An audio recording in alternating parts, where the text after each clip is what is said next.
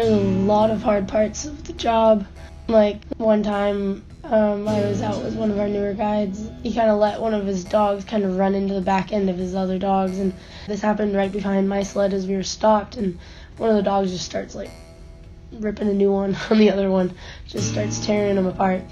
And so I go in and get my guests to stand on my brakes and make sure that they keep my dogs in line, but then my dogs turn around and start trying to get involved in this fight, and we just have this huge tangle. So it just turned into like a huge mess. That was pretty frightening. That was when I got bitten. That was one of the times I got bitten.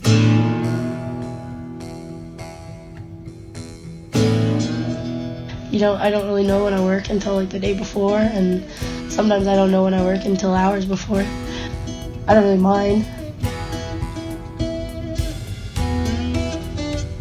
When you wake up in the morning and you see that your car is buried in a foot of snow or more, and you gotta call Eric and be like, I can't drive to work because my car can't make it up your driveway, or let alone off of my street because it hasn't been plowed, and then you realize, oh no, I'm gonna be dog sledding in this.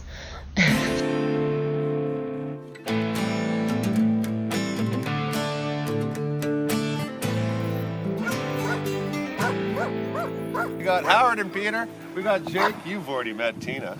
I'm Eric. And, we've got an acre of sled dogs. We've heard a lot about you. I'm sure, all good things, I'm sure. And we've got an acre of sled dogs here. We've got 29 adults here and a bunch of puppies underneath there. Is Jay gonna take Pepper this summer? Yeah, but I told him we still wanted Pepper. Pepper's still a good dog.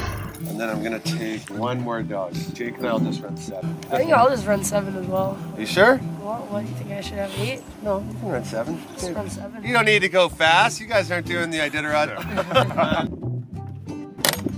Working with Eric is really, really fun. So I kind of walk them in 2-wheel drive, as you can see, because once they're in 4x4, they're sled dogs that'll pull me in my face. It's really hectic. It's really relaxed too.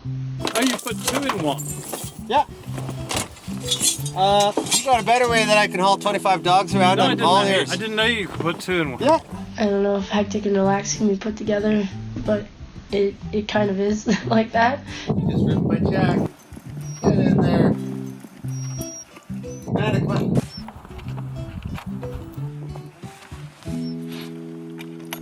Missing a snap. You and Mark losing all my snaps. I didn't do it. Yes, this is what Tina does every day. 20 years ago, there was like 200 guys like me in BC. Now there's only about 20. It's a bit of a dying sport because you look around in the back of people's trucks nowadays, and everyone's got a snowmobile. And you don't have to feed your snowmobile in the whole summer. Pepper. I kind of am self-taught, and you know what? It's a good way to learn. I would have liked to have a mentor teach me. I wasted a lot of time when someone could have just taught me right away. It took me 8 years to learn. Could have took me 8 minutes to learn if Musher was just like, why do you do it this way, you idiot? With that being said, there is no black and white way to be a dog sledder, right? I mean, there's no book on being a dog sledder. I mean, there are, but there's no right or wrong. It's dog sledding, right? You got traffic coming behind you there, Peter. Okay.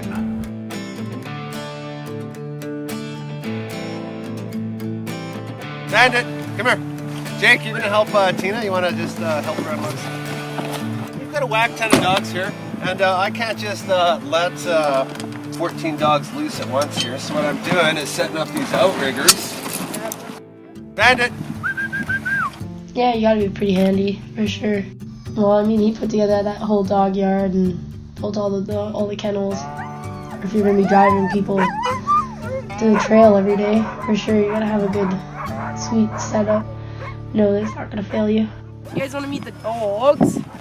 Here is Pepper, and it's Bandit's sister. So those two are siblings. This is Grizz. This is Eric's favorite. Well, he's like not supposed to pick favorites, but it's totally his favorite dog. I think they're like part of Eric's first litters. Grizz and Spock, they're brother and sister. They're awesome. I don't know. Sometimes they're not. They were my race leaders when I did my race. These dogs aren't really pet dogs, although, you know, they have some dogs that they'll bring up to the house and they'll have at the house sometimes.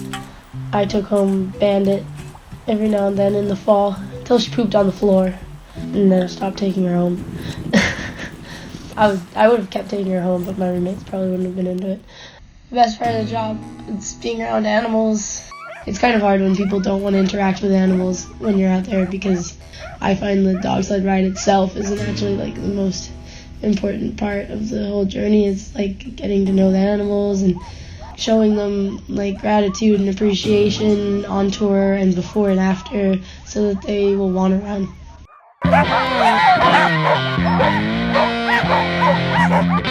Anytime that Tina or I are actually on the up front working with the dogs, we're going to use you guys in combination. So the snow hook will be in the ground. We're going to have one of you guys standing up as a backup brake device, because I don't trust the snow hook, and I certainly don't trust guys with your accents. We're going to use always one hand here, because it's the moment you want to turn around and update your Tinder profile pic.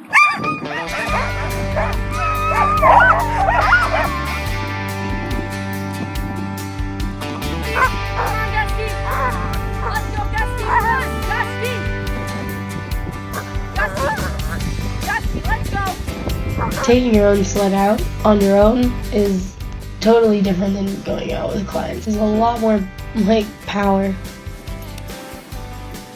You don't have that extra help. You have to put full trust in the snow hook that you're putting in the ground if you're going to go do anything with your dogs.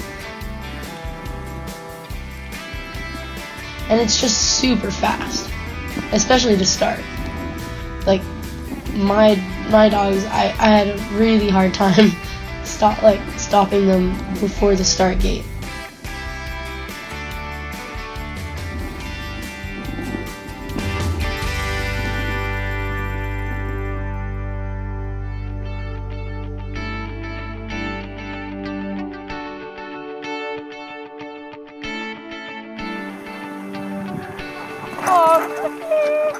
Thanks, Tina. That was amazing. No worries. I would love to continue working with Eric here, but I gotta figure out how to stay in Canada before I can think about running dogs for a long period of time. It'd be cool to have my own dogs one day, but that requires a lot of money and land, so see how that goes.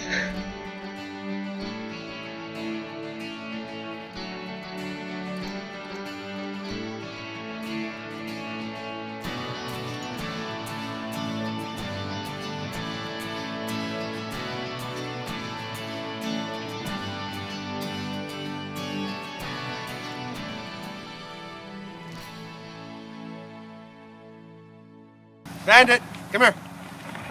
Bandit. Bandit.